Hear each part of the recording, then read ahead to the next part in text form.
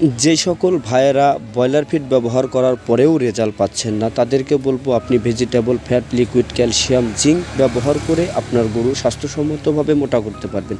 এখন অনেক মানুষ আমাদেরকে বলে যে ভাই ব্রয়লারের ফিড খাওয়াচ্ছি তারপরেও গরু মোটা হচ্ছে না, আর গরুর অনেক সমস্যা হচ্ছে। তাদেরকে বলবো যে প্রতিনিয়তই কিন্তু আমি বিভিন্ন মেডিসিনের সাথে ব্রয়লার ফিডের ভিডিও পরিবেশন করে থাকি। আসলে ব্রয়লার ফিড গরুর জন্য প্রযোজ্য না। ব্রয়লার ফিড খাওয়ালে গরু হিট স্ট্রোক করে মারা যায়। আপনি চাইলে vegetable fat, liquid calcium, zinc দিয়ে গরু মোটা করতে পারবেন 100% গ্যারান্টি সহকারে। তো যদি কেউ আমাদের কাছে থেকে কোনো পরামর্শ বা মেডিসিন নিতে চান, স্ক্রিনে দেখানো নাম্বারে যোগাযোগ করতে পারবেন।